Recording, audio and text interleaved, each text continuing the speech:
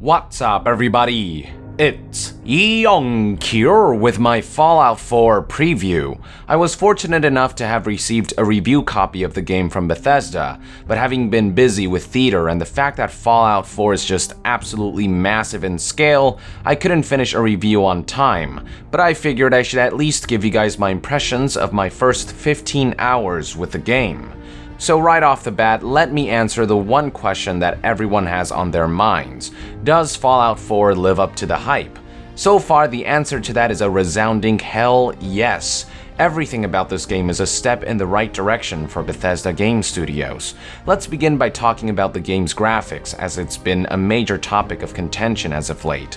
While it's undoubtedly the best-looking Bethesda Game Studios game yet, I would be lying if I said that this is the most beautiful game of this generation on a technical level. Fallout 4's graphics didn't blow me away. You will encounter blurry textures, some low polygon models, stiff animations, and some visual glitches, all of which Bethesda Game Studios is known for. It's definitely much better than their previous games, and a big part of the lower graphical fidelity likely has to do with the fact that Fallout 4's world is so vast and open, but these flaws are still very much present and worth noting. Now, despite the technical flaws, Fallout 4 can still be beautiful to look at. One area that has been dramatically improved is the lighting. Catch light sources at the right angle, and the game can look downright incredible, with many of the technical flaws almost fading away. Furthermore, Bethesda absolutely nailed the one area of the game's graphics that truly matters: artistic direction. The attention to detail that went into Fallout 4's post-apocalyptic Boston is staggering. Every landmass, every structure, every character and creature, every object, and every piece of foliage were clearly designed, crafted, and placed with such care that it's hard to not get lost in the game world. There's something incredibly genuine about what Bethesda has created here.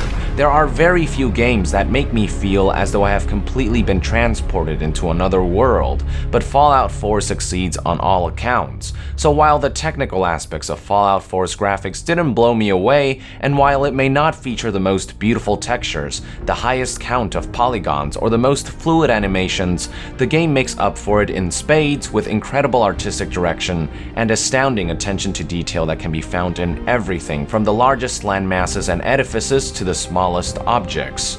Bethesda also placed the same kind of care on gameplay, which is at the end of the day what people buy their games for. While I loved Fallout 3, I was never a fan of its core mechanics. The shooter aspect of the game felt like an afterthought at best, and the way the player character moved and controlled just felt really off and fake.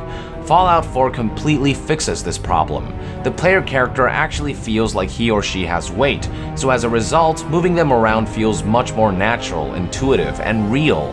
But most important of all, the shooting mechanics in this game are an absolute blast. Every shot from every weapon has a satisfying oomph and impact, and mechanically the game feels like a very competent first-person or third-person shooter, so not using VATS is actually an enjoyable experience this time around. In fact, for my stealthy assassin style of gameplay, a very satisfying style of gameplay by the way, I often found that not using VATS was more ideal, as lining up my shot perfectly outside of VATS yielded a higher chance of success versus the statistical chances of failure with VATS. With a stealthy assassin style of gameplay, missing one shot could prove to be fatal for me.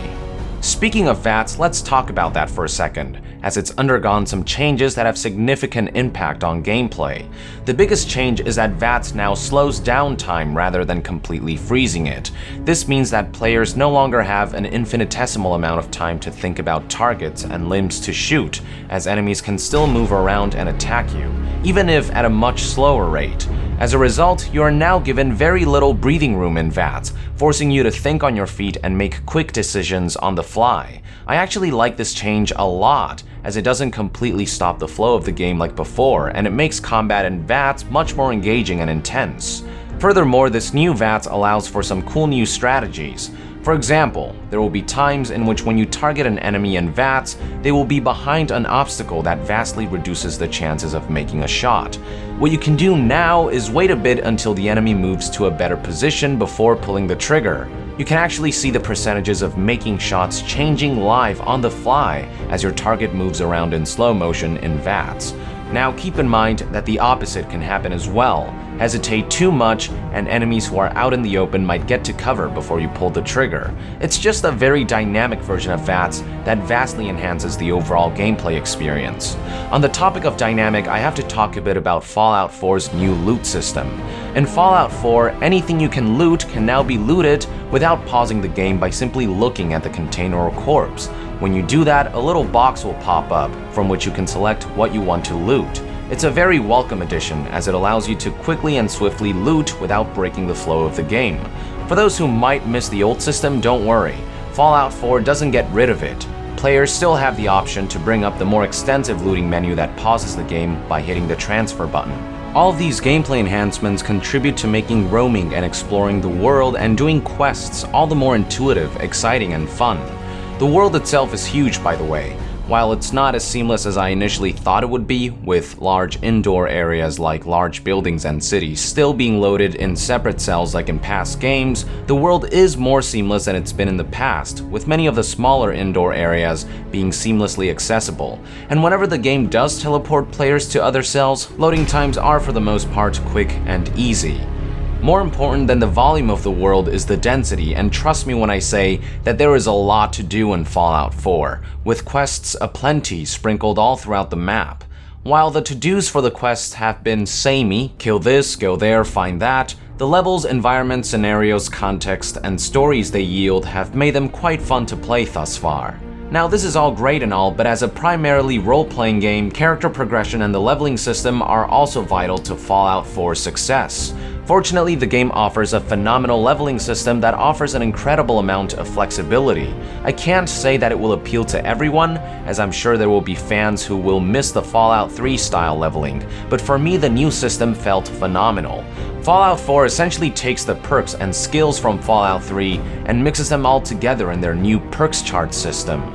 How it works is actually very simple. Assigned to each special attribute are 10 perks, and how many of those you will have access to depends on how you distribute your points into your special attributes. So if you have 3 perception, you will only have access to the first 3 of 10 of the perception perks, whereas if you have 10 agility, you will have access to all 10 agility perks. And what I mean by having access to a perk is that you will be able to place perk points on them, which are gained by leveling up, 1 per level. If you do the math, 7 special attributes times 10 perks per attribute yields a grand total of 70 perks, but these 70 perks are all base perks. Each of these base perks feature ranks, which could be said to be mini perk trees inside, and each rank can yield more enhancements and stats, as well as new abilities and features altogether. The reason I enjoy the system so much is because every level feels like your character is getting a substantial upgrade. In Fallout 3, after leveling up, I would assign a bunch of points to skills, but it was hard to tell any substantial difference from before I leveled up. But in Fallout 4, when I level up and unlock a perk, the enhancements made to my player character are very clear. As a result, it just feels really good to level up in Fallout 4. Progress just feels much more substantial and constant than in Fallout 3. Another big part of character progression in Fallout 4 is its crafting system. Almost every piece of junk you find as you explore post-apocalyptic Boston can be used as materials to craft weapons, armors, or drugs. So right out of the gate, the game's crafting system gives the myriad of seemingly useless objects found throughout the world a level of significance that they didn't have in past games. But much more importantly, it offers an incredible avenue that players can use to enhance their arsenal. The weapons customization in particular deserves enormous praise. With the right materials, you can essentially turn almost any base weapon into almost anything you want. Short-range weapons can be made into deadly long-range weapons, and vice versa. You can switch out components that will enhance things like damage, accuracy, and recoil. You can add modifications like scopes and suppressors, and the list just goes on and on. It's incredibly satisfying to be able to build a weapon that suits your playstyle almost from scratch if you can't find one or afford one. Not only can you create your own custom weapons in Fallout 4, you can also create your own settlements. In my 15-hour play session, I only got a brief chance to play around with it, so I can't give you my final verdict on just how extensive it is or how well it ties into the overall game. But what I can say is that scrapping materials and building and placing things is very intuitive and easy to do, and everything just works as intended. Furthermore, there is a lot of variety in what you can build and place, so you can really make your settlements your own. With what little taste I've had so far, I can definitely imagine myself spending hours upon hours on just building and managing settlements. Now, role-playing games aren't just about leveling, crafting, and building, but also about engaging players in a deep story. I can't give you a final verdict on the story just yet, as I've still got ways to go before I finish the main storyline, but what I can tell you is that the story's presentation is the best it's been in a Bethesda Game Studios game. The addition of voice acting for the male and female protagonists was definitely the right choice, especially with a more personal kind of story that Fallout 4 tells.